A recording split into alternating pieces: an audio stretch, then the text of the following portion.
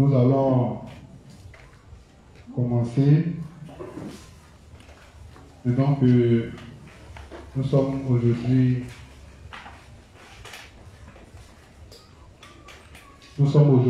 le mardi 26 janvier 2021. Et donc, nous allons continuer notre thème. Et je rappelle encore le thème. Pour ceux qui nous prennent en marche, le thème qui m'a été confié, c'est la tribulation et la persécution du juste. Je rappelle le thème, c'est la tribulation et la persécution du juste. Et donc à cet effet, ça fait pratiquement un bon moment que nous sommes en train de travailler sur le même thème. Et beaucoup de choses ont été dites ici. Et donc aujourd'hui, je vais d'abord me rassurer avant d'ajouter quoi que ce soit que est-ce que je suis suivi? Et si réellement je suis suivi, est-ce que je suis aussi compris? Voilà. Donc si déjà il y a des gens qui ont des questions sur ce qui a été fait depuis le départ jusqu'à aujourd'hui, s'ils veulent poser des questions, voilà, je vous donne la possibilité de poser des questions. Si aussi, comme je le dis, s'il y a des points d'ombre dans tout ce que je dis, voilà, pour ne pas aller informer mes propos devant certaines personnes pour dire non, c'est l'inspecteur Hassan qui a dit ça, pendant que j'ai été mal compris, c'est le moment de revenir ici, ce qui n'a pas été bien compris. Si c'est un point d'ombre, on peut l'exposer et puis on va encore essayer de revenir dessus. Ou du moins, si quelqu'un aussi a été marqué par quelque chose, voilà, il peut faire part de ça. Aussi,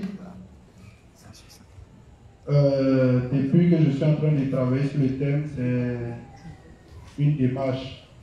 Voilà, donc je veux me rassurer que les gens comprennent ma démarche, où je suis quitté et où je m'en vais.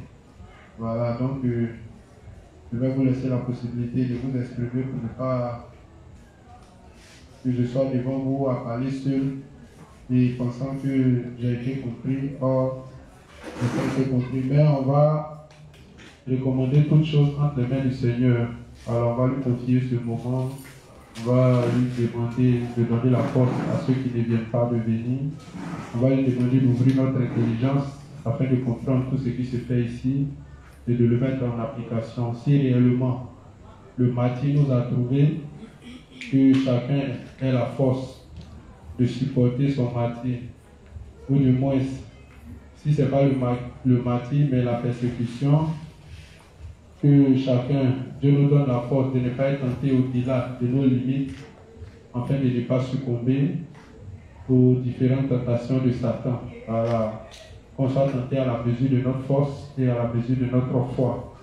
Et que Dieu nous donne toujours la force de triompher face aux différentes épreuves qui seront devant nous.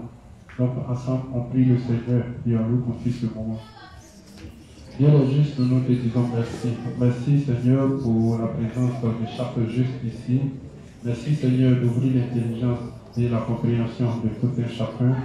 Merci Seigneur de nous donner la force de retenir et de comprendre davantage tout ce qui s'est fait ici, afin de pouvoir la mettre en pratique au moment opportun. Nous te prions aussi Seigneur de nous donner la force de pouvoir triompher de tous les épreuves que Satan nous enverra. Donne-nous la force de triompher par notre foi et par notre connaissance. Merci aussi de donner la force à ceux qui ne viennent pas de venir. Merci aussi de permettre que tous ceux qui sont chargés, fatigués, aussi loin qu'ils sont, ou partout dans le monde, permet que ton évangile puisse les trouver là où ils sont. Merci Seigneur d'ouvrir notre intelligence et merci de me rappeler tout ce que j'ai appris. Et merci de parler au travers de moi et merci de me donner la force de parler dans les limites de ta parole. Au nom de Jésus que j'ai prié. Amen. Et donc déjà, comme je l'ai dit, voilà, depuis les premiers instants, j'ai essayé de présenter plus ou moins le sujet sur lequel je suis en train de travailler. Voilà. J'essaie aussi de donner les raisons pour lesquelles chacun sera persécuté. J'ai aussi donné les raisons pour lesquelles Israël sera persécuté. Et là, présentement, je suis en train d'essayer de lire un document qui relate un peu. Comment? Augmentez un peu mon micro, si vous pouvez augmenter ici, augmenter ici.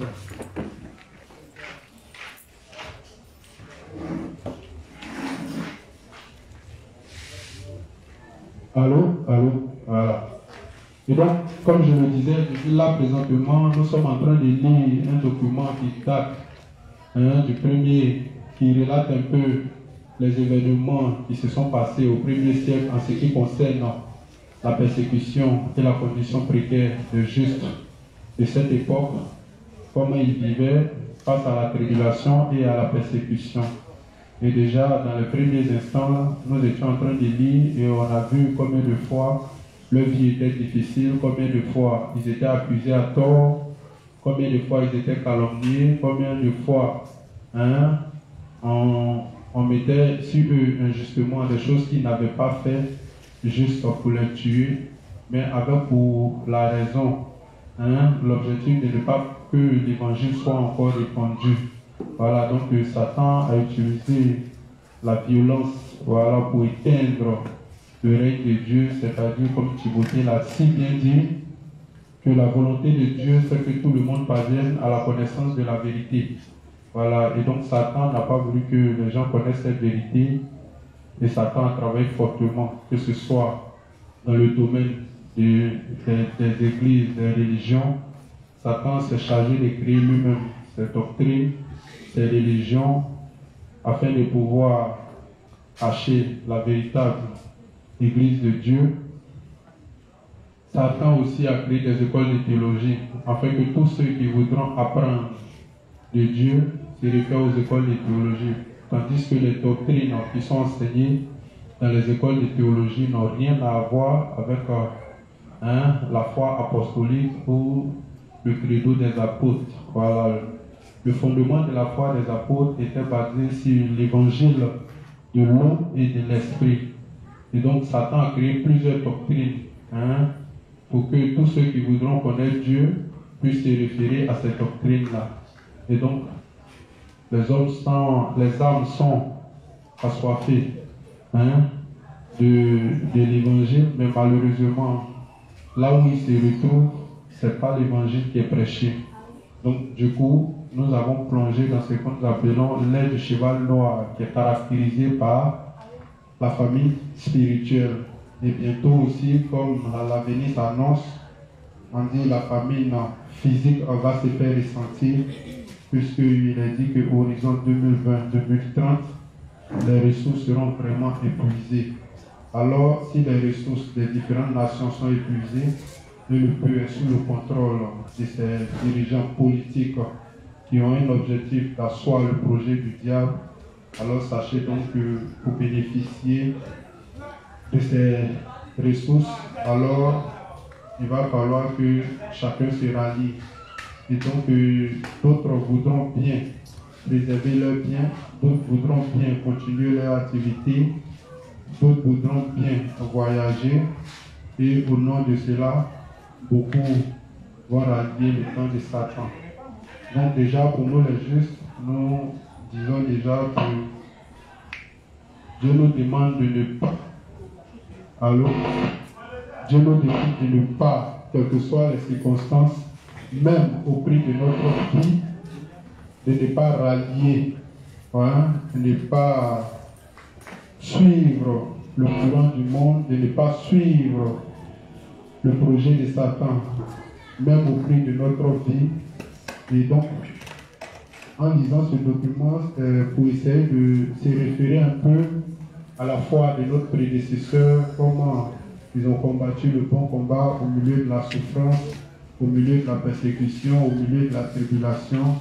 Voilà, quand ils étaient jetés au feu, quand ils étaient brûlés, quand ils étaient jetés dans les arènes et que les animaux féroces les dévoraient, au milieu de tout cela, en lisant, on dit qu'il ne proférait aucune parole, hein, et il ne proférait pas de propos, genre injurieux envers Dieu, mais au contraire, qu'est-ce qu'il faisait?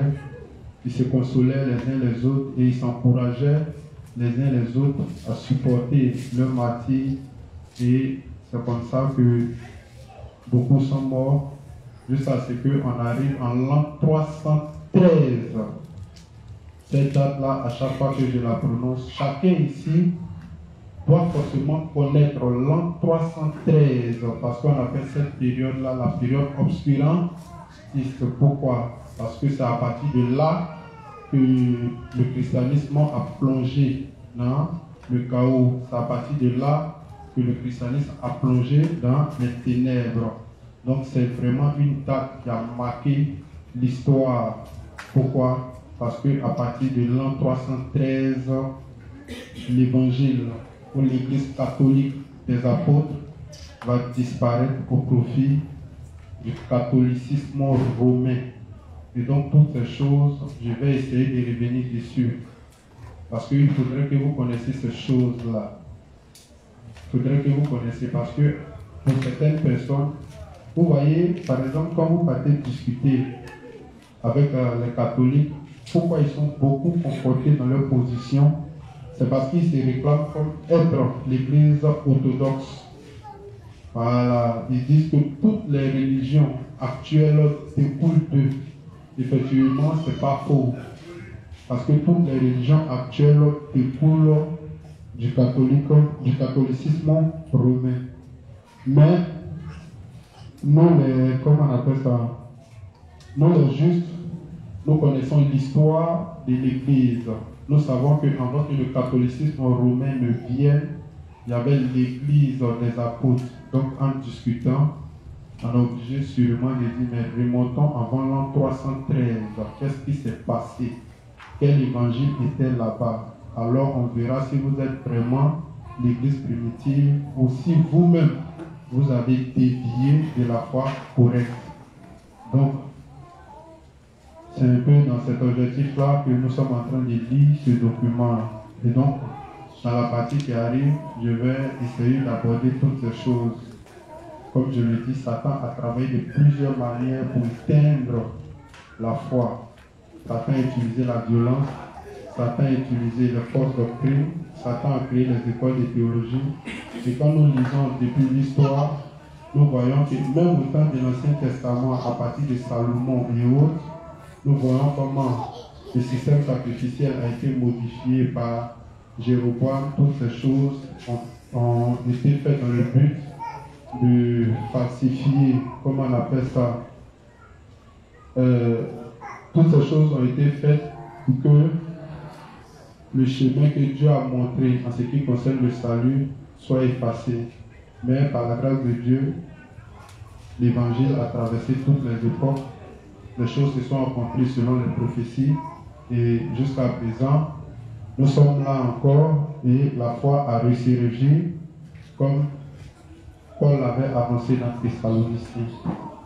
Donc, aujourd'hui, la partie que nous allons lire, au départ, ce que nous étions en train de lire, c'était pour montrer un peu la violence qui a été faite, hein, la persécution qui a été faite, hein, aux justes de l'Église primitive. Et maintenant, nous allons voir que cette méthode-là, combien de fois ça n'a pas payé et quelle méthode Satan a dû utiliser pour pouvoir corrompre l'Église et comment la foi a fini par disparaître. De telle sorte qu'en ayant ces choses-là à l'esprit, nous aussi, nous ne fassions pas les mêmes erreurs pour que notre Église puisse aussi disparaître. Puisque effectivement, quand nous avons commencé, nous étions beaucoup. Et au fur et à mesure, nous avons vu certaines personnes, à cause des motivations personnelles, à cause de leurs intérêts personnels, ont fini par quitter l'Église. Et ils ont formé leur propre Église. Mais ne suivant pas la volonté de Dieu, Dieu ne peut pas confier ses âmes à ces différentes églises. Quand bien même ils ont l'évangile d'eau et d'esprit. Mais le révérend nous explique qu'il y a des églises correctes, des justes, et il y a des églises, des justes qui ne sont pas correctes. Comme une église de juste qui n'est pas correcte, ce n'est pas parce qu'on ne prêche pas l'évangile d'eau et d'esprit. Si, on prêche l'évangile d'eau et d'esprit. Mais en dehors de l'évangile d'eau et d'esprit, il y a plein de termes qui sont rattachés, il y a plein de choses qui sont rattachées. Voilà, il y a d'autres justes qui soutiennent encore, même étant justes, il y a d'autres justes qui soutiennent, comment on appelle ça, la théorie de la prédestination ou du choix inconditionnel. Il dit que les élus sont déjà choisis d'office. Comme la pensée de Gédéon. Voilà. Ils disent que les élus sont déjà choisis d'office. Donc, quel que soit ce que nous faisons, nous ne pouvons pas perdre le salut. Donc, c'est au nom de ces conneries que Gédéon dit, si la prise vient, lui, il va prendre. Pourquoi? Parce que lui, pour lui, le moyen d'être sauvé est fait depuis le ciel. Or, ça n'a rien à voir. Donc, je ne voudrais pas, aujourd'hui, comme je le dis, je vais laisser au moins la possibilité aux gens de pouvoir s'exprimer. Est-ce que les gens comprennent ma démarche? Est-ce que les gens comprennent ce qui est en train d'être fait? Est-ce qu'il y a des choses qui ont marqué certaines personnes depuis le début? Aussi, s'il y a des points d'ombre, ou s'il y a des questions, alors je vais essayer de répondre et puis encore nous allons passer. Donc, qui déjà veut s'exprimer, voilà, n'ayez pas honte. Chacun n'a qu'à s'exprimer, il n'a qu'à dire ce qu'il pense. Et si là, il n'y a pas d'interrogation, on ne note pas quelqu'un. Voilà, il n'y a pas 10 sur 10, il n'y a pas 20 sur 20. Oui, le juste Babs. Bonsoir à tous les saints. Bonsoir. Ok, bon, ce que moi j'ai pu retenir après l'enseignement de Dieu, c'est qu'il a été dit comme ça que le monde des esprits est séparé du monde des vivants. Cependant, Dieu est esprit et Satan aussi l'esprit. Étant donné que ces deux êtres, ils ont besoin de corps, ou même plutôt des hommes au travail desquels ils vont pouvoir accomplir leur projet. De la même manière que Dieu a besoin des serviteurs pour accomplir son projet, c'est de la même façon que Satan aussi a besoin des serviteurs pour pouvoir faire asseoir son projet. Et au cours de la prédication, il a été dit que le monde des esprits est séparé du monde des vivants. Ce qui a créé un peu une confusion dans mon esprit. À la mesure où Dieu esprit a besoin de rentrer en contact avec les humains que nous sommes pour pouvoir manifester sa volonté. Et Satan aussi étant esprit a besoin des humains que nous sommes pour pouvoir manifester son pouvoir. Est-ce que dans ce cas, on peut parler de séparation du moment où ni Satan ni Dieu ne peuvent travailler en dehors des hommes? Est-ce qu'on peut dire que c'est deux mondes séparés? Est-ce qu'on ne travaille pas en collaboration? Je ne comprends pas bien. Genre, quand tu dis qu'on ne travaille pas en collaboration, qu'est-ce que tu veux dire? Bon, je ne sais pas, le monde des vivants est séparé du monde des esprits. Je ne sais pas comment est-ce que je peux comprendre ce message dans mon esprit. Vraiment, il crée beaucoup de confusion. Puisque Dieu est un esprit, il va travailler au travers des hommes. Et Satan aussi est un esprit, aura aussi besoin des hommes pour pouvoir faire asseoir son projet. Et je ne sais pas si me fait comprendre. Est-ce que si le monde des vivants est séparé du monde des esprits, est-ce que l'on peut rentrer en contact avec l'esprit de Dieu, ou bien l'esprit du malheur peut rentrer en contact avec un esprit humain? Je ne sais pas si je me suis fait comprendre. Ok, il n'y a pas de souci. J'ai un peu compris ce que tu veux dire. Quand je dis le monde des vivants est séparé du monde des esprits, on parle de la loi des espèces, c'est pas ça? Dans la loi des espèces, comment ça fonctionne? Dans la loi des espèces, on dit chien, va avec une chienne et ça donne quoi? C'est pas le monde. Ils sont dans le monde. Le chien, c'est pas ça. Pareil pour les cabris, c'est pas ça. Pareil pour les, comment on appelle ça? Pour les arbres, c'est pas ça. Donc, on voit que le monde physique n'existe. Est-ce qu'il n'y a pas eu le monde des esprits? Est-ce qu'il n'y a pas eu le monde invisible? Il y a eu le monde invisible. C'est pas ça? Satan n'a pas existé avant que le monde des vivants ne soit créé. Satan existait avant que le monde des vivants ne soit créé. Dieu existe avant que le monde des vivants ne soit créé. C'est pas ça. Et on va prendre Corinthiens 15. Corinthiens 15 dit quoi? 1 Corinthiens 15.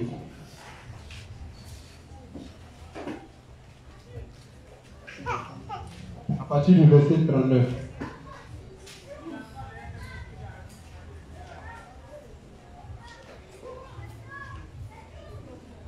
Corinthiens 15, à partir du verset 39. Toute chair n'est pas la même chair, mais autre est la chair des hommes, autre celle des quadrupèdes, autre celle des oiseaux, autre celle des poissons. Il y a aussi des corps célestes et des corps terrestres. Donc tu es d'accord avec moi qu'il y a des corps célestes, n'est-ce pas? Et aussi il y a le corps terrestre. Satan, il a un corps céleste ou il a un corps terrestre?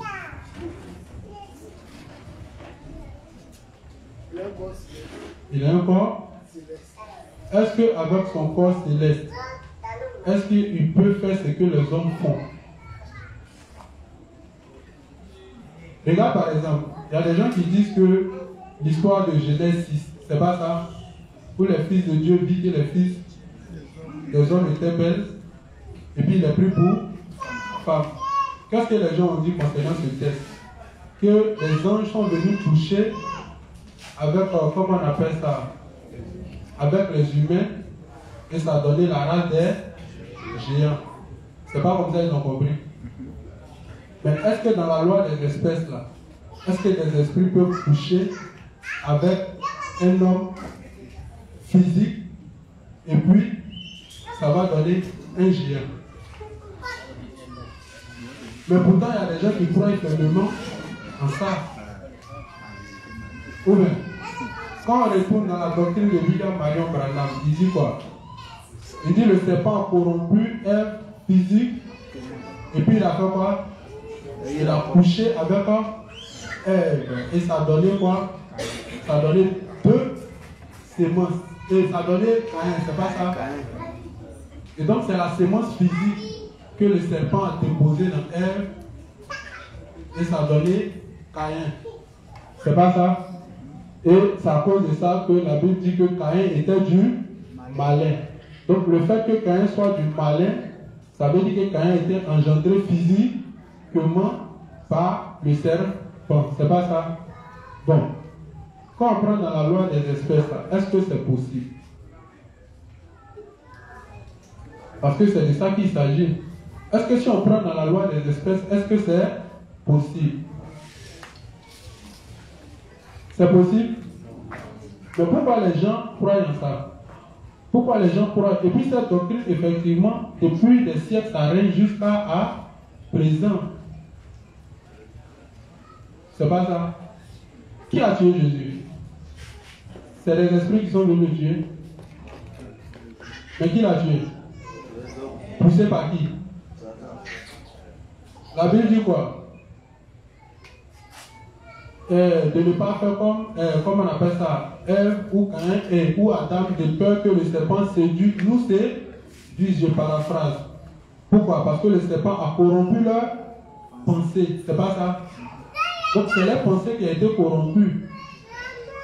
Mais est-ce que c'est physiquement qu'ils sont venus coucher ou le serpent? Parce que dans la doctrine des Branhamites, il dit comme le serpent a conversé physiquement avec Ève, donc ça veut dire qu'il a fini par coucher avec elle. Et là on dit, mais si le serpent a fini par coucher avec Ève, est-ce que dans la loi des espèces, si un serpent couche avec un homme, est-ce que les dispositions qui sont mises en place par Dieu peuvent faire que ça va donner un être humain? Dans la loi des espèces, ce n'est pas possible. Donc simplement, ça pour dire quoi? On dit Dieu, son monde, c'est pas sur la terre. Mais Dieu agit sur la terre. Je ne sais pas si je me fais comprendre. Dieu est au ciel, n'est-ce pas? Mais il agit quoi? Sur la terre. Quand Dieu devrait accomplir le salut, qu'est-ce qu'il fait? C'est sur la terre qu'il est venu accomplir à travers son Fils Jésus-Christ. Donc, quand je dis le monde des vivants est séparé du monde des esprits, c'est pour simplement dire que le diable ne peut pas, ou bien Satan, ou les esprits, ou les démons ne peuvent pas physiquement, comme ça, venir, toi, bam, et puis te tuer ou te faire quoi que ce soit. Mais seulement, ils sont obligés de passer par les hommes qui ont les mêmes intentions que eux pour accomplir leur projet. Ils peuvent corrompre notre pensée. Ils peuvent corrompre notre pensée pour nous amener à faire des choses. Mais ils ne peuvent pas nous tuer physiquement. Sinon, si Satan avait cette capacité, Satan n'aime pas les hommes, et à long terme, il a détruit tous les hommes. Donc, ce n'est pas des hommes qui passent pour accomplir son projet. Quand Dieu il vient, quand Jésus il vient, il choisit les 12 disciples, et puis par la suite, il leur confie la mission, et la mission, c'est de faire quoi? C'est d'annoncer la bonne. Mais pourquoi Dieu n'envoie pas les anges directement pour venir annoncer la bonne nouvelle? Hein? Pourquoi Dieu n'envoie pas les anges directement pour venir annoncer la bonne nouvelle? Les anges sont-ils pas envoyés de Dieu? Ils ne sont pas des serviteurs de Dieu? Mais pourquoi Dieu ne les utilise pas dans le monde physique pour venir prêcher la parole? Et puis Dieu utilise des êtres humains. Et puis quel être humain il utilise? Des gens qui se conforment à sa parole. C'est pas ça? Ou bien je ne sais pas si je me fais comprendre. Ou bien je ne sais pas si ta question, peut-être je n'ai pas bien saisi. C'est ça? Donc quand je dis, Satan, il peut agir sur notre monde. Il peut agir sur notre monde comment? En passant par des gens et en essayant de corrompre la pensée des gens pour les amener à faire tout ce que Dieu n'aime pas. Tu sais, quand tu rentres dans l'histoire, quand tu essaies de goûter un peu la pensée des maçons, ils appellent le Dieu comment? Le Dieu géomètre, c'est pas ça? Ou le Dieu architecte. Franc-maçon signifie quoi? Véritable construit, ou le Dieu architecte, ou le Dieu géomètre. Pourquoi? Ils disent que avec les esprits, avec les démons, voici ce qu'ils ont pu leur montrer, voici ce qu'ils ont pu réaliser. Et ce qu'ils ont réalisé, c'est ce qui fait que les hommes fantasment. C'est-à-dire que c'est ce qui attire les hommes. Quand ils regardent leur façon de construire les immeubles, quand ils regardent leur façon de faire, comment on appelle ça, de construire le pont, quand ils voient leur façon de construire les belles voitures, les portables, cette intelligence aussi vraiment développée. Et ils disent que c'est toutes ces choses-là qui attirent les hommes et qui font qu'ils ne peuvent pas chercher Dieu. Donc ils disent que c'est Satan qui leur a révélé toutes ces choses. Donc, même si Satan a des pouvoirs, mais Satan pour accomplir ce qu'il veut, c'est pas des hommes qui passent. La preuve en est qu'à la fin des temps, même l'Antichrist c'est qui? C'est 2 hommes. C'est pas ça? Apocalypse 13. La première bête qui monte et la seconde bête. C'est qui? C'est 2 hommes. Et le révérend dit que c'est l'homme politique et puis l'homme religieux. Donc pour dire quoi? Si Satan lui-même avait la possibilité de rentrer dans le monde physique et faire les choses, alors pourquoi il a besoin de passer par des hommes? Donc c'est dans ce contexte-là que je dis, pour asseoir son projet, Satan utilise les gens qui ont la même pensée, qui ne sont pas d'accord avec tout ce que Dieu a mis dans sa parole. Et ce n'est pas eux que Satan passe pour asseoir son projet. Dieu aussi, il a construit le monde, c'est pour les hommes. Il nous a donné une intelligence, il nous a donné plein de capacités. Le monde nous appartient. Donc, le monde dans lequel nous vivons, on appelle ça le monde des vivants. On appelle ça le monde des vivants. Mais n'empêche que, comme c'est Dieu qui a créé son monde, on peut le solliciter. Mais si on sollicite Dieu, il va nous demander d'avoir recours à sa parole pour pouvoir toute sa bonne volonté être traduite dans sa parole. Donc tous ceux qui veulent servir Dieu se réfèrent à sa parole et toutes les instructions pour diriger le monde selon Dieu sont mises dans sa parole. C'est pourquoi vous allez voir que tout tourne autour de la parole. Avec Dieu, tout tourne autour de la parole. Et Satan travaille dans les pensées. Il peut t'envoyer des pensées, il peut t'envoyer plein de choses. Sinon, à quelque part, quand tu lis, des gens ont fréquenté des esprits. Et les esprits les communiquent. Même quand tu vas au village et autres, il y a des gens qui reçoivent des choses de la part des esprits. Et puis, ils mettent ça en application. Et puis, ça marche. Mais ces esprits-là, pourquoi eux-mêmes, ils ne se révèlent pas pour venir accomplir les choses? Donc, c'est dans ce contexte-là que je dis, le monde des vivants est séparé du monde des esprits. Et que chacun assoit son projet à partir des hommes. Satan a corrompu le monde, il a corrompu les hommes, et Satan a mis en place tout un système pour détruire le monde, pour détruire les hommes. Est-ce que quand les gens vont s'asseoir au laboratoire pour créer des maladies, est-ce que c'est Satan, c'est les esprits qui vont le faire? Est-ce que c'est les démons qui vont le faire? C'est les hommes qui le font. Mais quand ils le font, c'est dans quel objectif? C'est dans l'objectif de détruire l'homme. Donc, comme je disais, Satan signifie ici principe d'opposition. Tous ceux qui ne sont pas d'accord avec la parole de Dieu, tous ceux qui ne sont pas d'accord avec le règne de la foi, tous ceux qui ne sont pas d'accord avec la façon dont Dieu dirige le monde, vont finir par épouser la pensée de Satan. Alors quand Dieu va dire une chose, ils vont rejeter et ils ne vont pas faire les choses conformément à la volonté de Dieu. Or, une fois que quelqu'un ne fait pas les choses conformément à la volonté de Dieu, il devient opposé à Dieu. Et donc, on lui attribue le nom de Satan, ou celui qui a les mêmes pensées que Satan. Je ne sais pas si le Messie peut comprendre. D'accord? Qui d'autre veut poser une question? Ou bien qui d'autre veut dire quelque chose? Ou bien qui d'autre n'a pas compris quelque chose?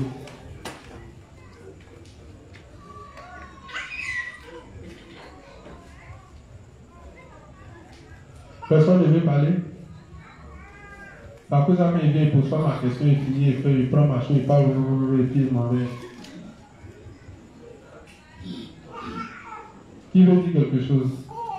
Parler. Qui n'est pas d'accord avec quelque chose? Qui veut poser question?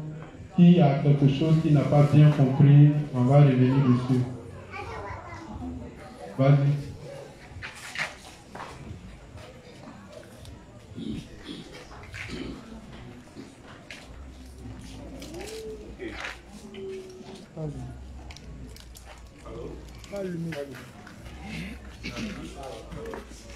Alors, oui, vas-y. C'est ça. Allô? Allô? Ok. Au fait, je veux comprendre quelque chose concernant les disciples de Jésus. Ok. Voilà. Lors de la tribulation. Non, on a parlé ici que quand la tribulation a commencé, on commençait à martyriser les saints. Il y a beaucoup qui sont rentrés, ils sont cachés dans les catacombes, ils ont fui, ils ont vécu une vie d'exilé. Voilà, c'était un peu difficile. Et quand l'an 313 arrive et que Constantin déclare la fin, entre parenthèses, de l'exil, tout le monde rentre. Voilà. Et certains n'ont pas perdu leur foi. Ils ont toujours cru en la parole de Dieu. Et dans ces conditions difficiles-là, ils ont cru en Dieu, ce qui était bien. Et une fois que la loi a été levée, et que ces derniers-là ont commencé à rentrer dans la sphère économique du pays, ils ont abandonné un peu à prêcher l'évangile. Moi, je veux savoir quel a été le sort de ces derniers-là, une fois qu'ils sont morts. Parce qu'on a vu que durant tout ce moment-là, ils ont travaillé pour Dieu, ils ont même accepté les souffrances, jusqu'à accepter de vivre dans des grottes. Et une fois arrivé, une fois que la loi a été levée, ils n'ont pas fait ce qu'ils devaient faire, c'est-à-dire ils ont eu peur de prêcher l'évangile. Et quand ils sont morts, qu'est-ce qu'ils vont devenir? Voilà. Parce que je vois qu'ils se sont battus en croyant, et puis à la fin, bon, je ne sais pas, bon, c'est ça que je vais demander. Amen. Donc la question est de savoir les justes qui ont été persécutés, qui ont été martyrisés, et lorsque Constantin a pris le décret en l'an 313 qui proclamait la liberté religieuse, et que ces personnes ont arrêté d'être persécutées.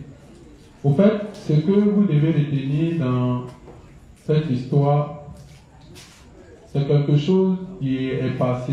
Et il y a des documents qui expliquent un peu la vie de ces différentes personnes, de ces différents justes-là. Mais quand on dit, au départ, en tant que disciple du Seigneur, la tâche qui lui a été confiée, c'était de prêcher l'évangile.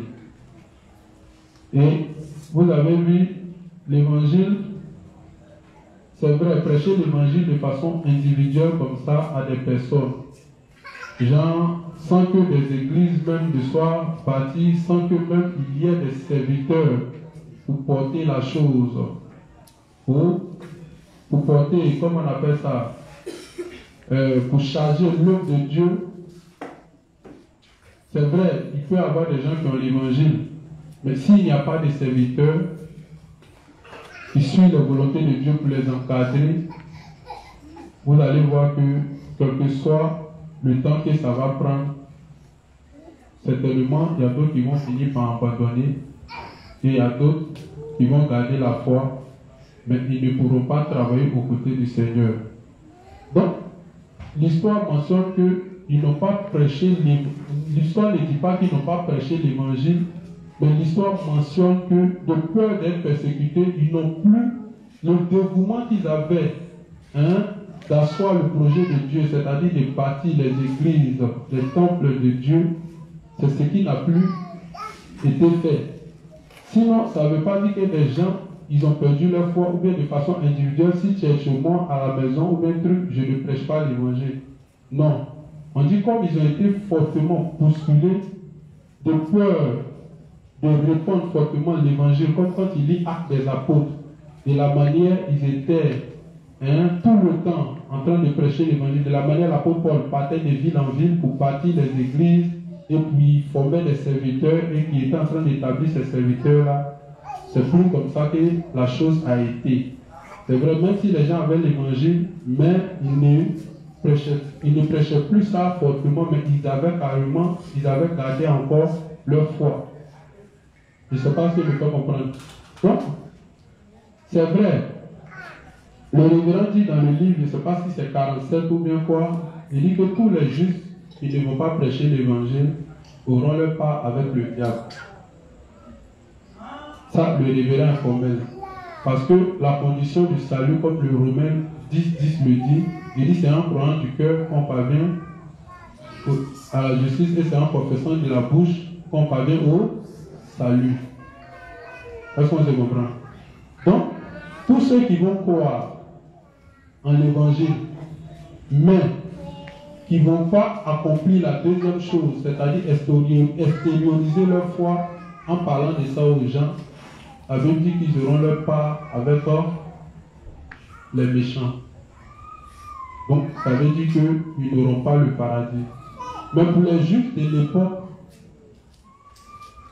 on peut comprendre, parce qu'ils venaient de sortir de la persécution. Ils venaient de sortir de la tribulation. Et donc, ils n'ont pas corrompu leur foi. Il y a d'autres qui n'ont pas corrompu leur foi.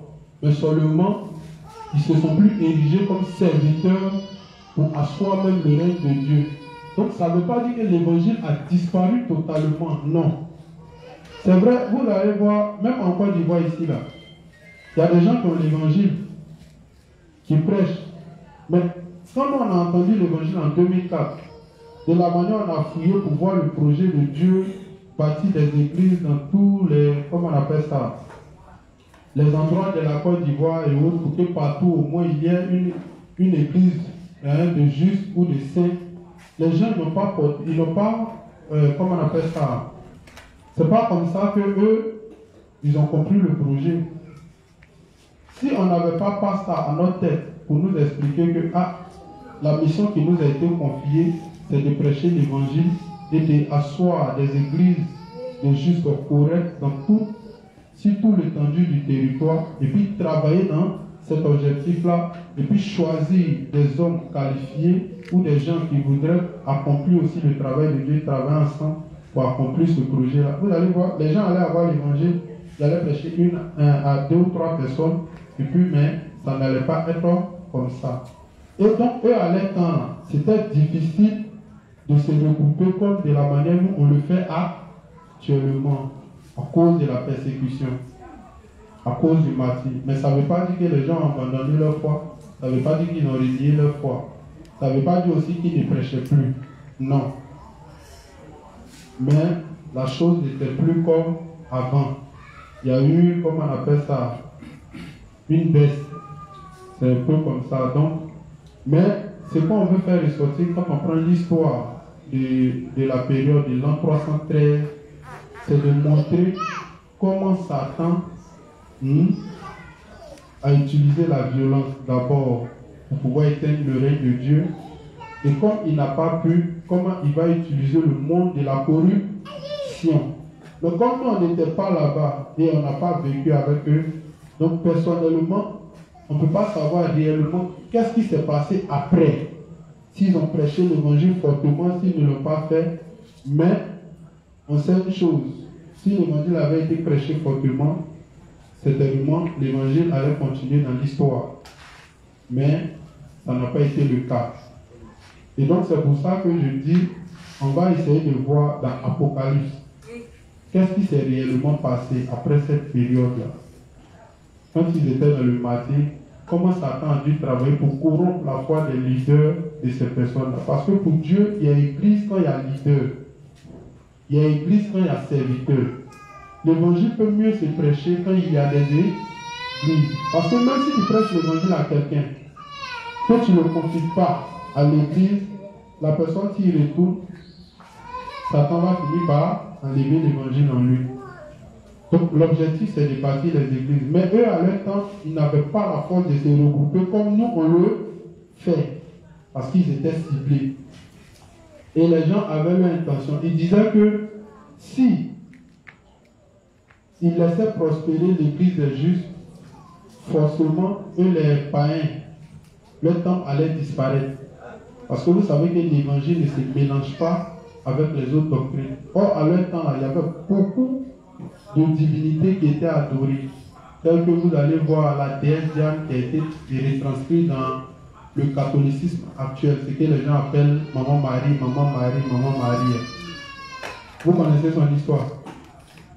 Vous connaissez l'histoire de Maman Marie? Qui connaît l'histoire de Maman Marie? Maman Marie qui est dans le catholicisme romain, qui connaît son histoire? Hein? Tu connais son histoire? Faut dire son histoire. Ouais. Vas-y, essaie en haut.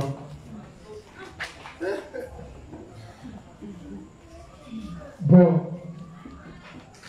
l'histoire de Maman Marie a été dit plusieurs fois ici.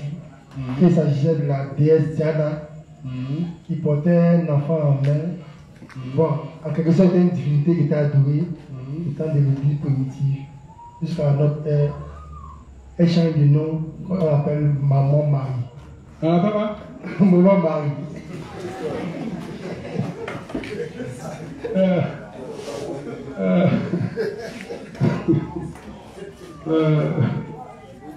Ok, il n'y a pas de souci. Donc, on va revenir sur toutes ces choses parce qu'il est vraiment important de comprendre ces choses. Quand la corruption a eu lieu, comment ces doctrines ont été infiltrées dans l'église catholique des apôtres. Voilà, toutes ces choses, il faut qu'on revienne dessus.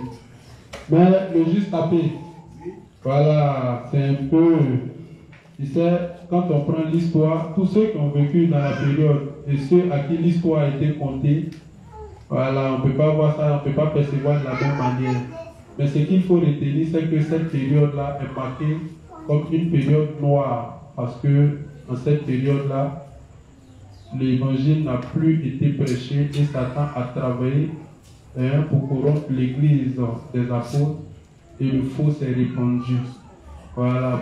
Et les raisons sont multiples. Les raisons sont multiples. Il y a eu la persécution des justes, la tribulation et autres. Si toi-même ils ont voulu te tuer quand tu as pu fuir, et puis ils n'ont pas pu t'avoir. Si tu quittes là, même pour prêcher l'évangile, quand même, tu vas te cacher pour le faire. Voilà, donc tu ne pourras plus prêcher librement comme au départ. Voilà, les serviteurs ont été refroidis. Les serviteurs ont été refroidis par la violence, par plein de choses. Mais n'empêche pas que c'est parce que l'évangile est resté, qu'il y a des 1-1 qui avaient, que c'est arrivé jusqu'à nous. Est-ce que le révérend lui-même n'a pas dit que c'est quelqu'un qui lui a prêché l'évangile? Voilà, si c'est quelqu'un qui lui a prêché l'évangile, c'est parce qu'il y a des gens qui ont gardé la foi pour jusqu'à ce temps. Mais seulement de la manière, l'église de Satan a prospéré, c'est pas comme ça que Dieu a prospéré. Mais en ces fins des temps, voilà, nous voulons que l'évangile qui a ressurgi, Dieu dit que ça va toucher toutes les contraintes de la terre. Et en ce moment, la fin va venir. Donc l'évangile sera encore fortement prêché comme au temps de l'église primitive. Voilà, donc ils ont gardé la foi. S'ils meurent, ils vont aller au paradis. Voilà. Ils n'ont pas abandonné la foi. Ceux qui ont abandonné vont aller en enfer. Ceux qui ont gardé la foi vont aller au paradis. Qui d'autre a une question? Vas-y.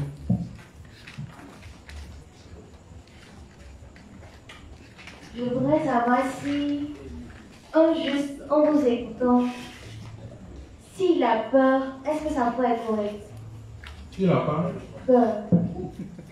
La peur est un sentiment qui habite tous les hommes. Et c'est naturel. C'est naturel.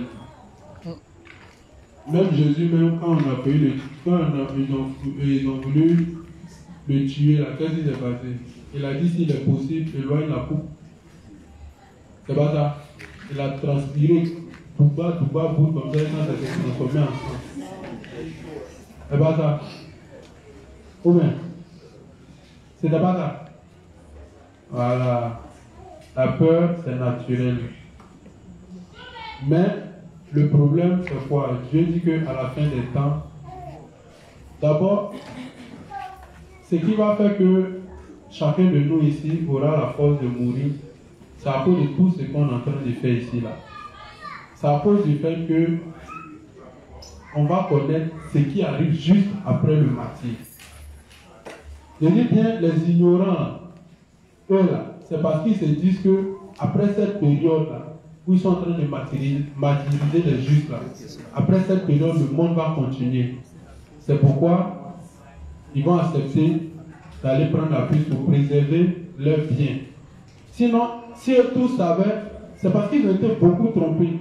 C'est pourquoi je dis, cette doctrine-là, est-ce que l'inspecteur Chèque est là?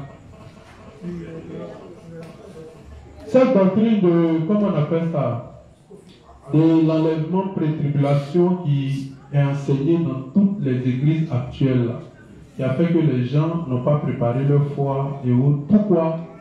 Parce qu'ils se disent que avant que la tribulation n'arrive, ils seront déjà enlevés.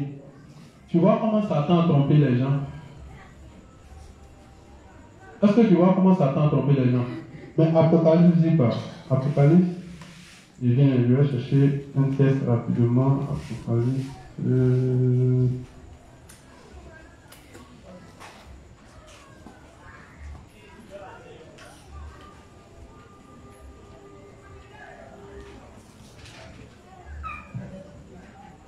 Apocalypse 13 à partir du verset 15.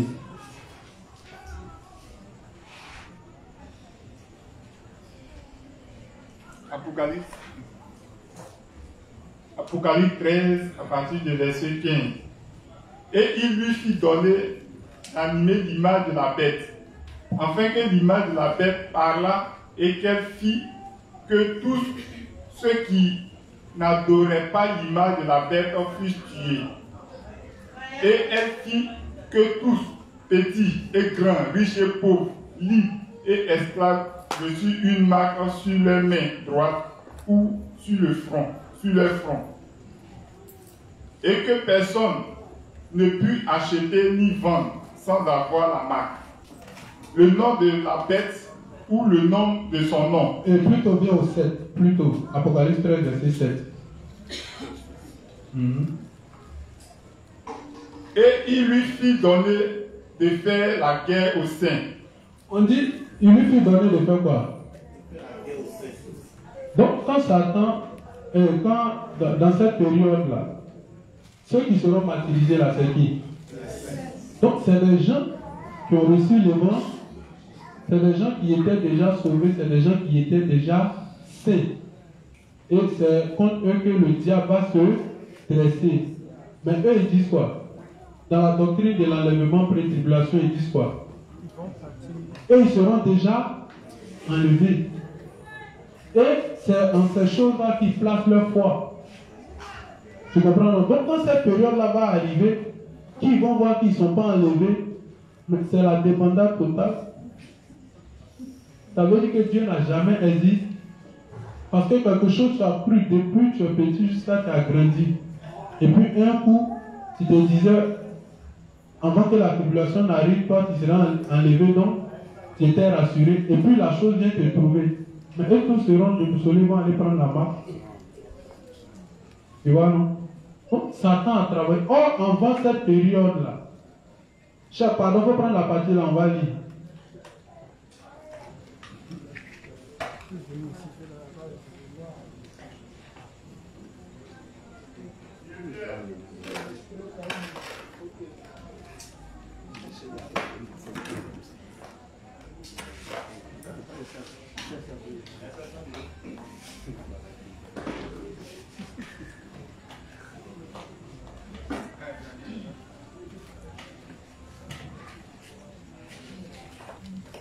Jusqu'à poser sa question. Hein? Il y a juste à poser question en ligne. Ok. Aujourd'hui, je peux prendre ta question et puis demain je continue. Ça ne pose pas de problème.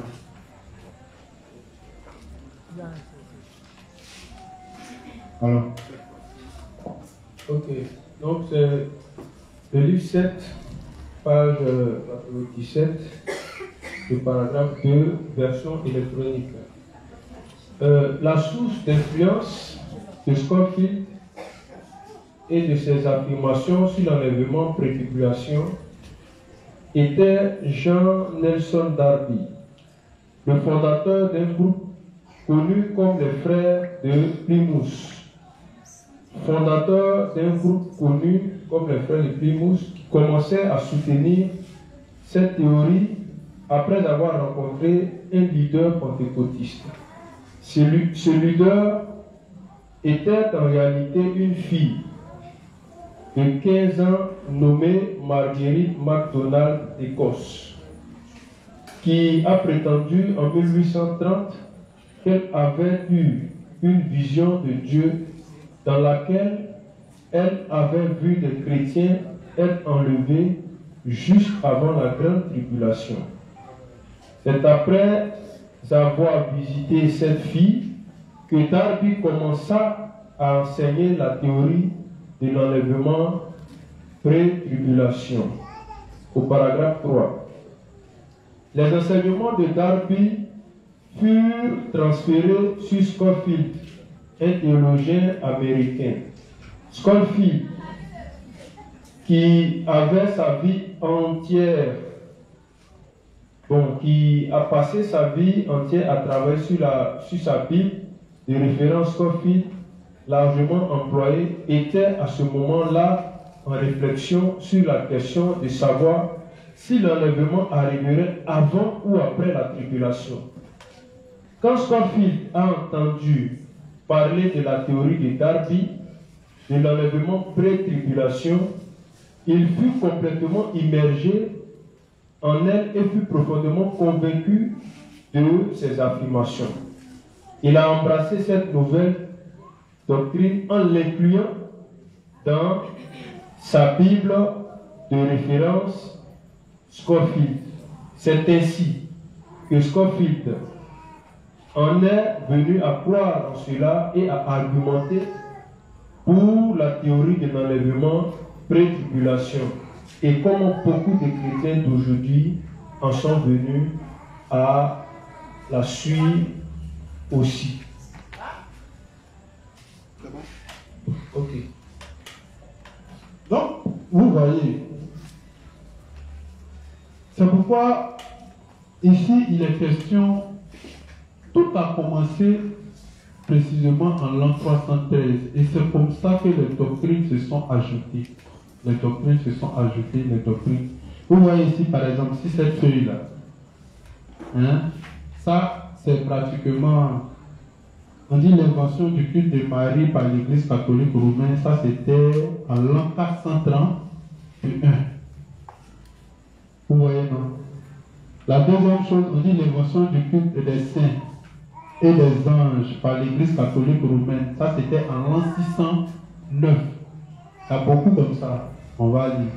Donc c'est au fur et à mesure que ces choses-là ont été ajoutées. Pourtant, quand vous lisez Apocalypse, on dit vous n'ajouterez rien, vous ne retrancherez rien.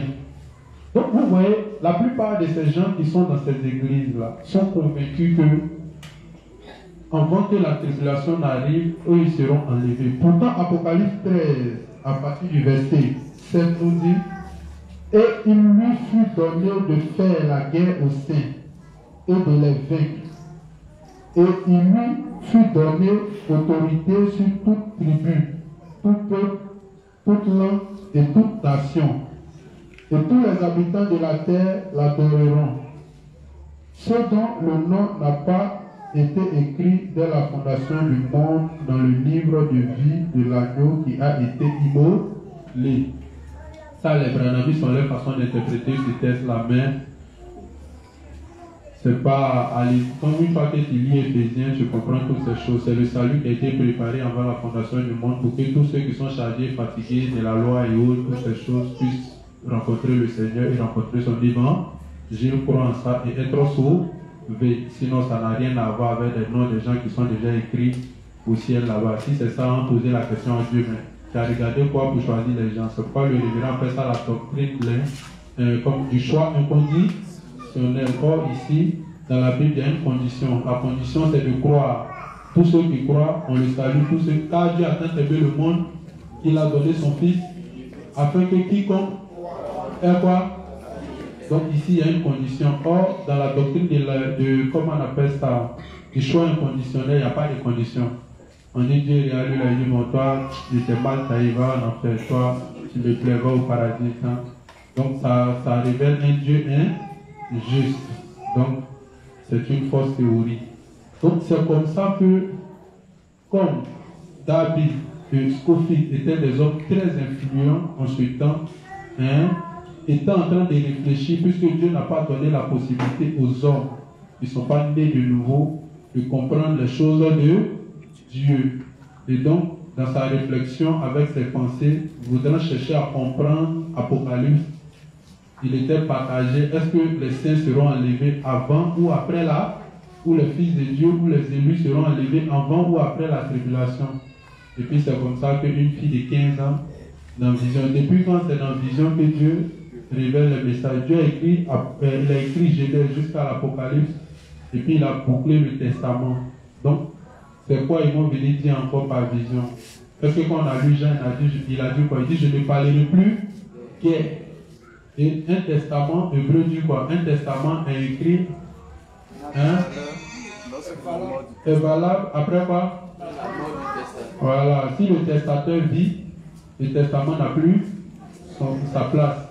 Ou bien, si, comment on appelle ça? S'il a toujours la possibilité de parler aux gens, alors pourquoi écrire un testament? Donc Jésus n'ayant plus rien à dire, a pris la peine d'écrire le testament de Genèse jusqu'à l'Apocalypse, et Jean a pris la peine de révéler tout ce qui va se passer. Et donc tous ceux qui veulent apprendre la part de Dieu sont obligés de se référer. C'est pourquoi quand on va lire Apocalypse 6, 7, on va situer les différentes périodes.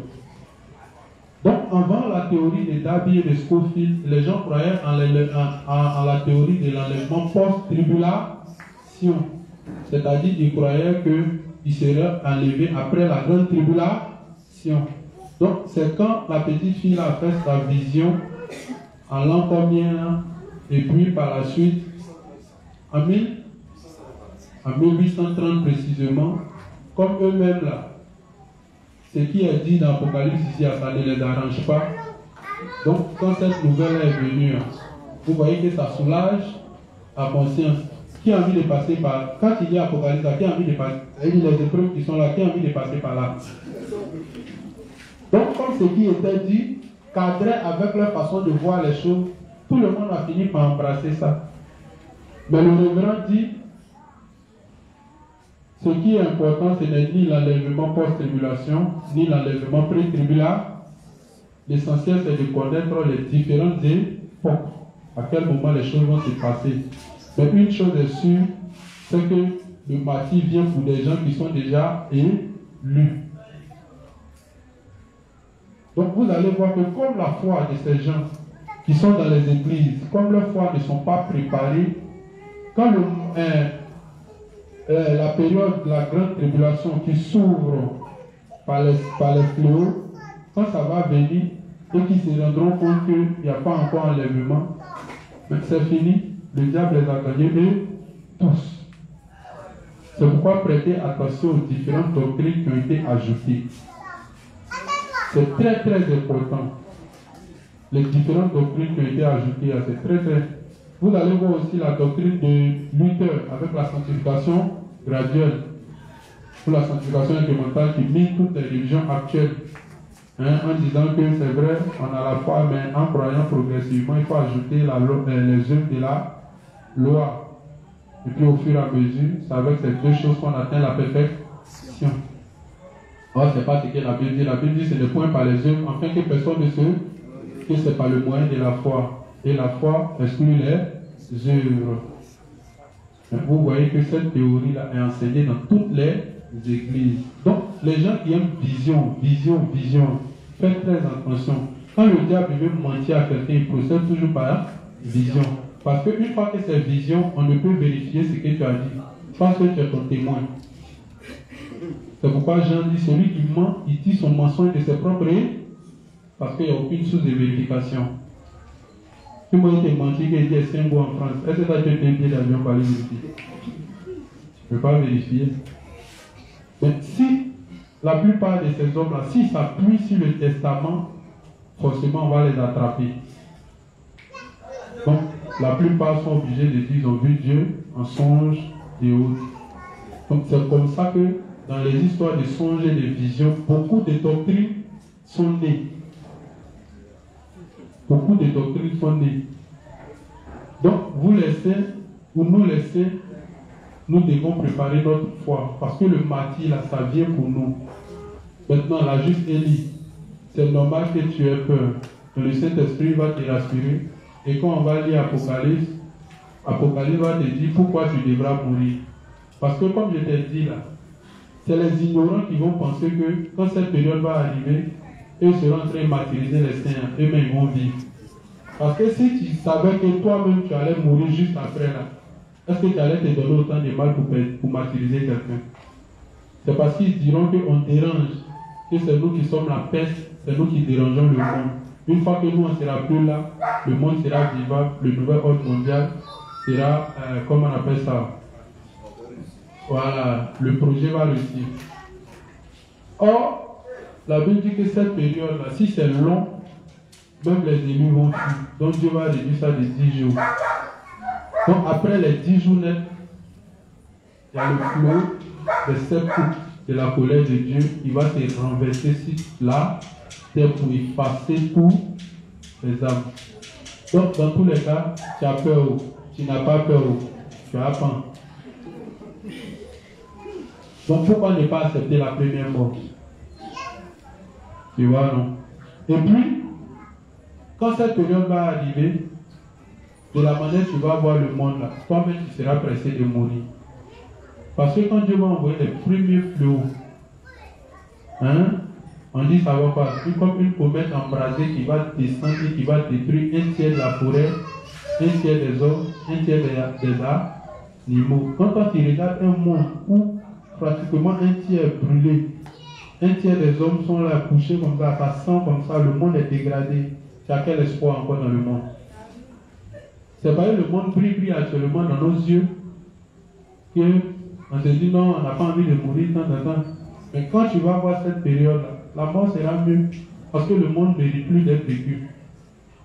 Donc c'est ce qui va soulager les saints. Et comme ils savent qu'ils rentrent maintenant dans les bénédictions, alors accompagnés par le Saint-Esprit, ils auront la force. C'est pourquoi Dieu dit ne préparez pas votre défense. Il mettra des paroles dans vos bouches. Vous serez très arrogants même avec le diable. Lui-même sera étonné d'entrer vous tuer. Puis vous êtes très impoli envers lui. Il ne nous tue pas. Il tue notre chair. Comme de la main qu'elle a vu Jésus, il a sauté sur lui. À sa grande surprise, échec, il a le pouvoir de la résurrection. Ça fait quoi? Il n'a rien fait. Donc c'est la même chose. Il va faire échec et mat. Il va se concentrer pour nous tuer. Dès que un peu de temps, 10 jours après, on s'est livré. Ok, une question. Dans un livre, il faut avoir peur, mais il ne faut pas avoir peur. Il y a le sage à qui la faute, qui demande quels seront les signes qui vont marquer la fin du cheval noir et le commencement du cheval pâle. Les signes. Quels seront les signes qui vont marquer la fin du cheval noir et le commencement du cheval pâle? Le premier signe qui marque l'ère du cheval pâle, actuellement nous sommes dans l'ère du cheval noir et nous sommes pratiquement à sa fin.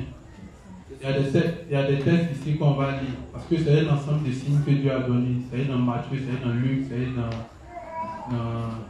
répondu comme ça. J'ai noté ça ici. Et puis il y a des trucs que Dieu a montrés. Il y a des signes que Dieu a montrés.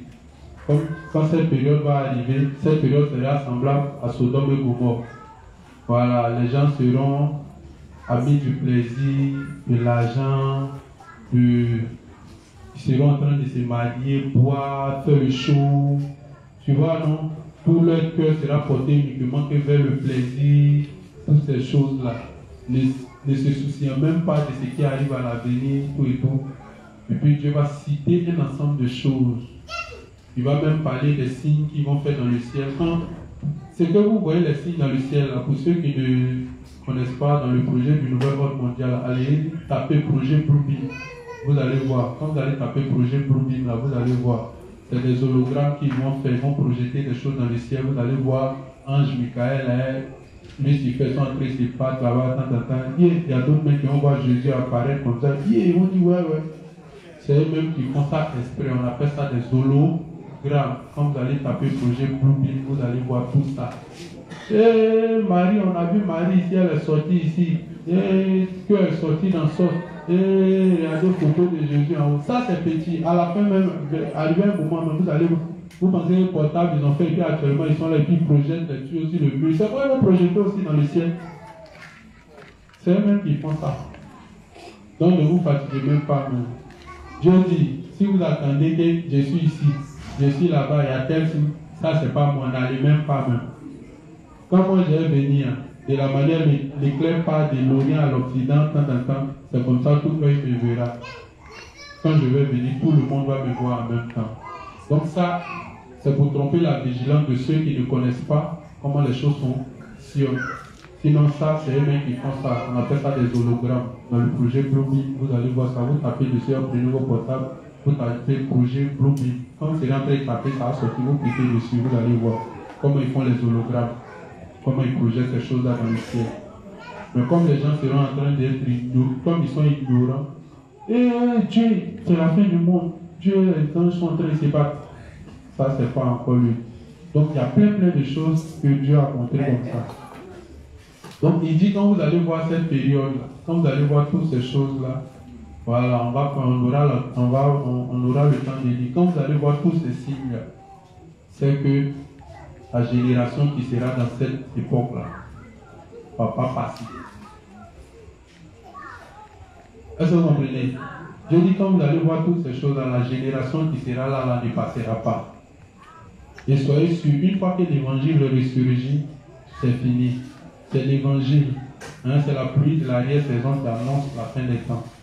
Parce qu'arrivé un moment, ça va aller comme une vitesse éclair. Quand des gens qui sont de leur rang vont sortir pour exposer tout le système du diable, le diable se sentira comme trahi. Donc les choses vont aller rapidement et tout va s'accélérer. Donc une fois que l'évangile est là, arrivé un moment, ça va aller. Et donc quand Dieu va s'arranger pour que ça touche toutes les contraintes de la terre, les choses vont s'accomplir.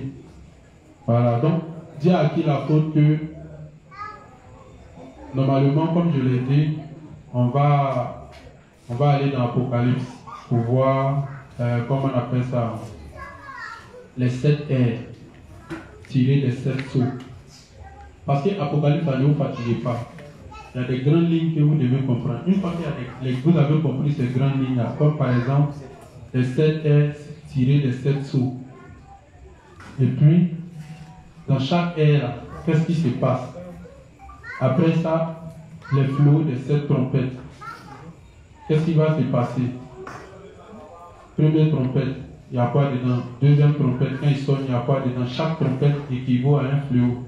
À part la 6e ou la 5e trompette dans laquelle il y a 2 fléaux. Après ça, en bas de 5e, non? Voilà, avant de rentrer dans le 6e, il y aura un silence. Est-ce que vous voyez? Il y aura un silence. Et puis maintenant, c'est après les premiers 6 flots qui vont se passer là. Ça va marquer la fin des l'âge du cheval. Ça va marquer la fin des premiers 3 ans et demi. Passer cette étape, on va rentrer dans la seconde moitié. Dans la seconde moitié maintenant, il y a des étapes. Maintenant, passer cette étape, quand on va finir, quand Satan va commencer à apporter solution à la terre, après que Dieu, ces fléaux, ait fini de dévaster le monde et autres, quand Satan va apporter les fléaux, réparations, aux dommages faits à la terre, tout le monde va crier qui est comme lui, quand tout le monde va courir parler d'idolâtrie, il va partager sa marque à tout le monde. Maintenant, ceux qui refuseront de venir prendre sa marque, alors ils vont commencer à être pourchassés et persécutés, martyrisés. Et cette période-là, Dieu va la réduire. Après ça, net, il va avoir l'enlèvement. Il va avoir d'abord la résurrection, suivie de l'enlèvement. Après ça, net, il y a le renversement des flots des 7 coupes de la colère de Dieu. Les flots des 7 trompettes vient. Ça marque un temps. On a encore la possibilité d'annoncer l'évangile. On a un temps. Après l'autre vient. Mais quand il va dans les flots des 7 coupes de la colère de Dieu, là c'est renversé simultanément pour détruire. C'est avec ça que Dieu va détruire le monde. Vous voyez, donc quand on va arriver là-bas, on va essayer de parler un peu de ça pour que chacun. Donc quand cette période-là va arriver, là, ceux qui seront en train de martyriser les saints, eux-mêmes là, qui vont courir pour aller prendre la puce, c'est parce qu'ils pensent qu'ils vont vivre. Ils vont courir pour aller prendre la puce. Comme depuis le monde connaît des bouleversements chaotiques et autres, et puis après ça se calme et autres, ils vont penser que c'est les mêmes choses qui vont continuer. N'ayant pas identifié les périodes, ils vont penser que ces choses vont se calmer. Or, ils ne savent pas que c'est la fin de toutes choses qui est là comme ça et que les saints vont rentrer dans les règles. Mais comme nous, on sait que c'est la fin de toutes choses, alors on sera heureux et on sera content parce que tout ce que Dieu a dit dans les prophéties, ça accomplit. Alors notre joie va venir de là parce qu'on rentre vraiment dans notre bénédiction. Donc c'est un peu comme ça que ça va se passer. Sinon, la période, l'aide du cheval passe d'abord par les 7 fléaux de 3 ans, comment on appelle ça, par les fléaux des 7 trompettes. Quand vous allez voir la première trompette qui va sonner et l'ange va jeter la comète sur la terre embrasée qui va détruire un tiers des animaux, un tiers des forêts et un tiers de la population, c'est que tout a commencé. À partir de là, il reste 7 ans. Dès que vous allez voir les premiers fléaux, il reste 7 ans. Les scientifiques avaient dit qu'il y a une comète qui se prépare. dans le ciel à rentrer en coalition avec la terre d'ici, horizon, je ne sais pas, ils ont dit 2000 combien. L'essentiel, ils ont dit jusqu'avant 2000, à 2030, à quelque part là-bas, mais ils disent que ça doit rentrer en coalition à la terre. Voilà, donc si ça rentre en coalition, on dit une comète embrasée qui rentre en coalition à la terre a l'effet de 1000 bombes atomiques réunies.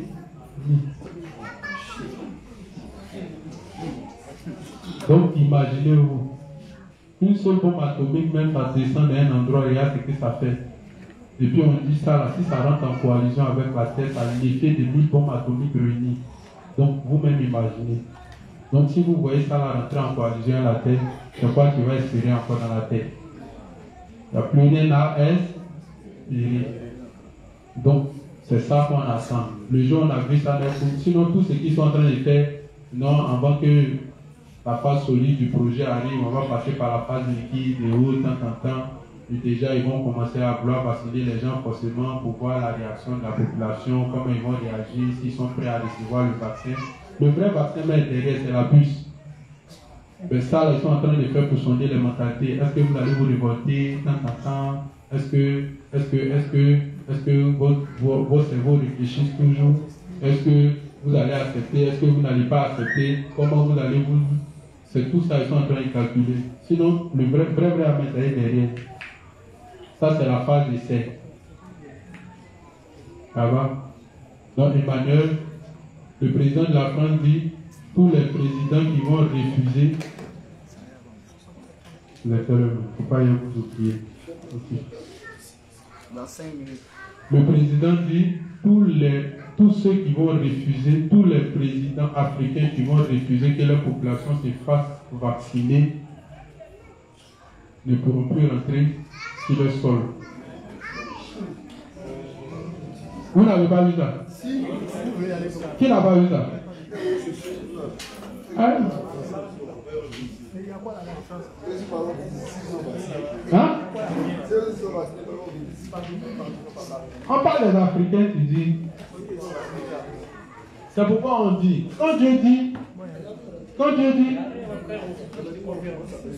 celui qui aime sa vie la perdra, mais celui qui veut perdre sa vie à cause du Seigneur le trouve. C'est de tout ça là qu'il s'agit. Vous savez qu'il y a des gens, tout leur affaire, leur business se font dans les voyages. Ou bien, vous ne savez pas. Les hommes d'affaires, ils sont en 2 avions. Donc, un coup comme ça, il refuse de prendre le vaccin et puis toutes ses affaires se bloquent. Il est contraint. Il y a des gens où tout le monde veut travailler en entreprise, non? Entreprise, c'est pour nous. On dit, tu veux travailler, tu veux avoir salaire, tu veux manger à la fin du mois. Nous, on dit, il faut te faire vacciner. C'est pourquoi ce travail-là, de temps en temps, quand vous allez sur Internet, allez-y vous cultiver sur le nouvel ordre mondial. Parce que tout ce qu'Apocalypse explique, pour comprendre ça dans la réalité, il faut que vous compreniez le projet du nouvel ordre mondial. Ils se sont préparés depuis longtemps à infiltrer tout le gouvernement. Tout leur appartient. Quand ils ont commencé par les révolutions, les présidents, ils disent que, comment on appelle ça, la monarchie là, ça ne pourra pas faire avancer leur projet. Donc dans un premier temps, il fallait détruire la monarchie au profit de la démocratie. Donc c'est pourquoi vous avez vu que dès qu'ils ont conquéri la terre des États-Unis, la première chose qu'ils ont commencé les révolutions. Et il y a eu la première révolution en France, je ne sais pas, en 1700, combien il y a eu 2 révolutions. Voilà, il y a une qui s'est fait en 1700 et une qui s'est fait en 1800. Il y a une qui s'est fait contre le roi Napoléon II. Avant, c'était la royauté. Mais la royauté, là, ça ne va pas avec le projet du nouvel ordre mondial. Alors, il fallait déstabiliser le processus de royauté qui est la monarchie au profit de, comment on appelle ça, la démocratie qui prône la liberté. Et à partir de la démocratie, on pourra mieux contrôler les hommes parce que chacun vient avec des opinions diverses. Et on peut créer ce qu'on appelle le trouble. On peut opposer les populations, on peut les amener à s'entretuer à cause de chacun avec son idée qu'il veut faire accepter à tout le monde. Donc c'est comme ça qu'ils ont lancé. Donc vous allez voir que tout est lié. Donc c'est des choses qu'ils ont pris le temps de préparer soigneusement. Donc quand ils sont là, c'est vous qui sautez, ils sont là et vous regardent. Quand ils vous ont comment on appelle ça, désorienté carrément, vous ont mis dans le système de l'école en disant que l'école est la meilleure voie de réussite. En dehors de ça, enfin on dirait que nos parents, ils ne mangeaient pas, ils ne vivaient pas. Maintenant on a mis tout le monde à l'école. Maintenant on attend que l'État crée des places pour qu'on puisse travailler. Vous pensez que l'État n'a rien à faire? Et puis ils savent que quand quelqu'un a pris toute sa vie à aller à l'école, il ne sait rien faire de ses 10 doigts. Et puis il est là, il attend l'État. Et puis il postule. Vous avez les pléantins. C'est chaque 60 ans on enlève quelqu'un au plateau. Ou bien chaque 30 ans. Il a 30 ans de service. Chaque année, il y a combien de diplômés? À quel moment le plateau a s'évité, puis toi tu as pris place de quelqu'un? À quel moment?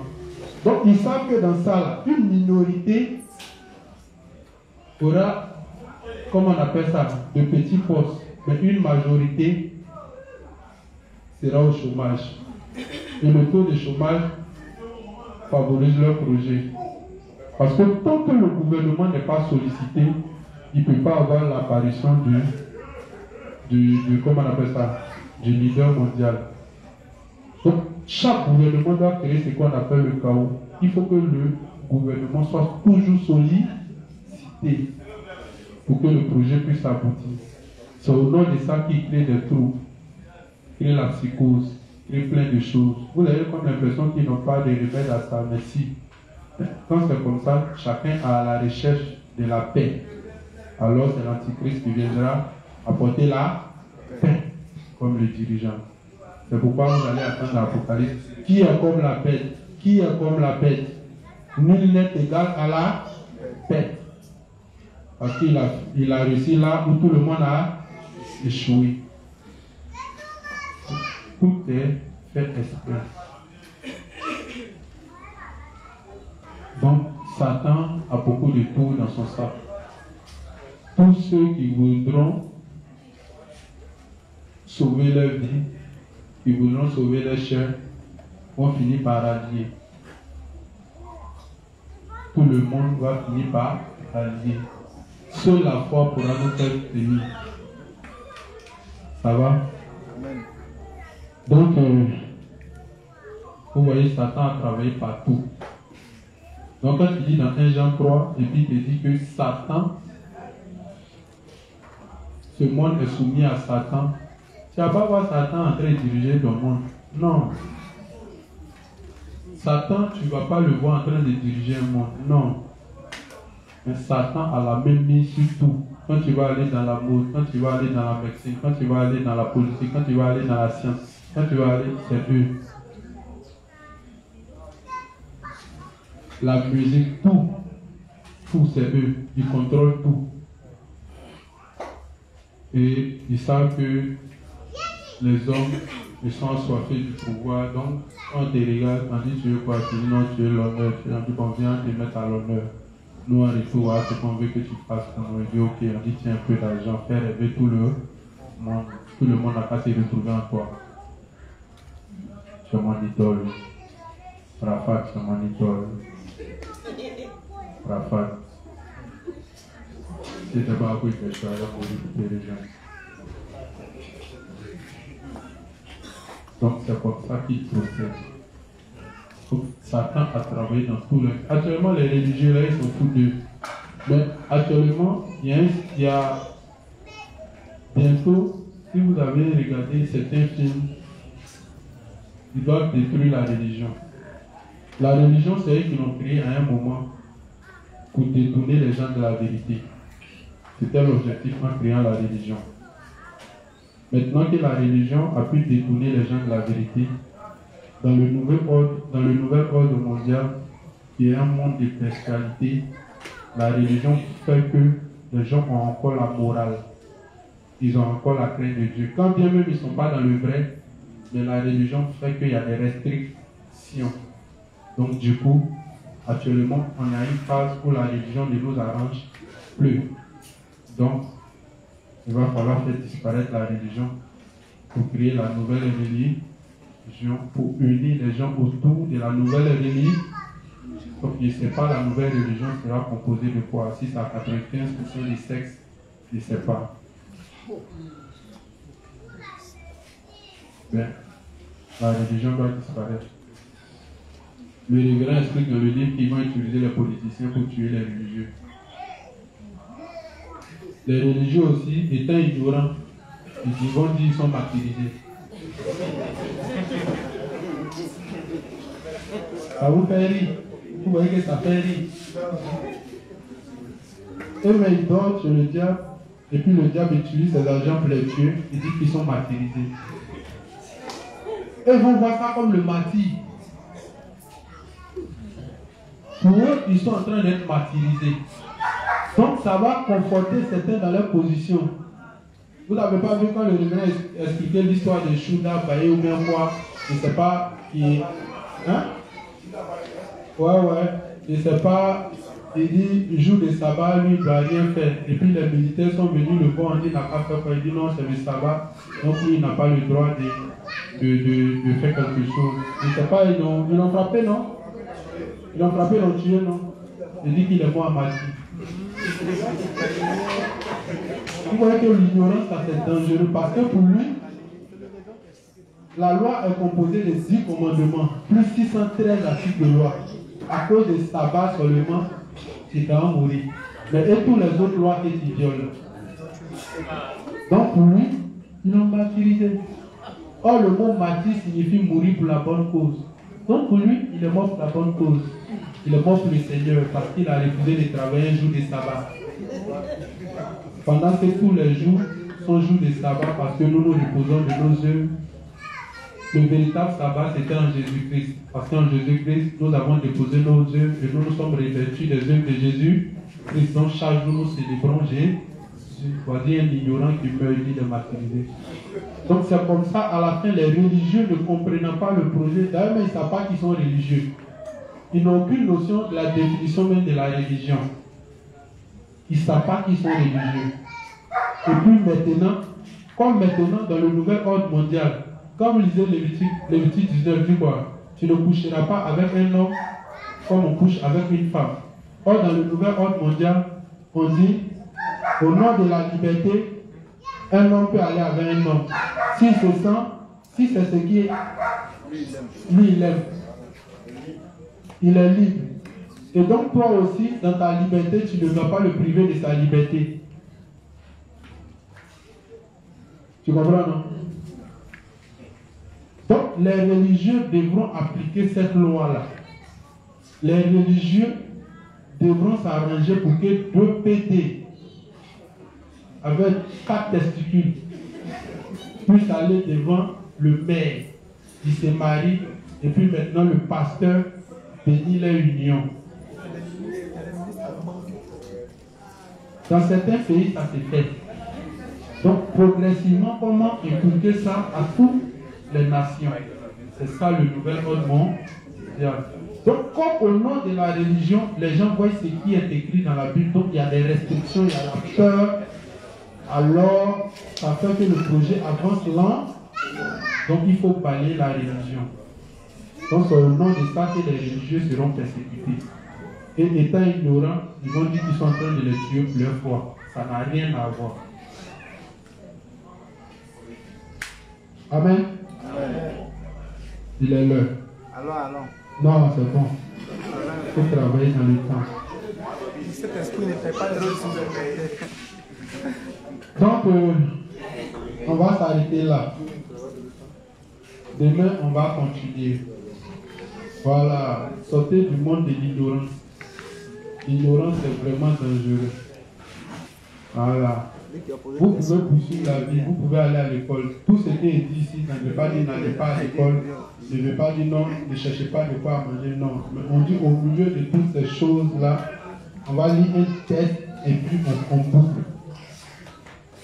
J'ai trouvé.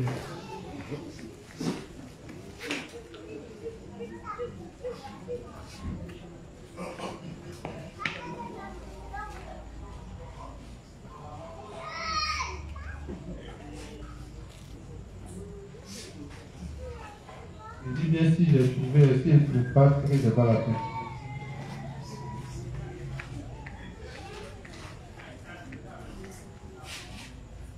Paul Jacques 4 à partir du verset 13 à 15. Jacques 4 à partir du verset 13 à 15. Rapidement et puis on termine.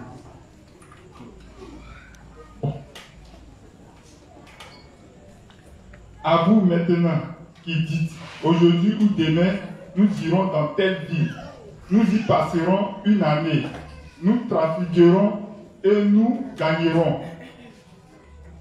Vous qui ne savez pas ce qui arrivera demain, car qu'est-ce que votre vie? Vous êtes une vapeur qui paraît pour un peu de temps et qui ensuite disparaît. Vous devriez dire au contraire, si Dieu le veut, nous vivrons et nous ferons ceci ou cela.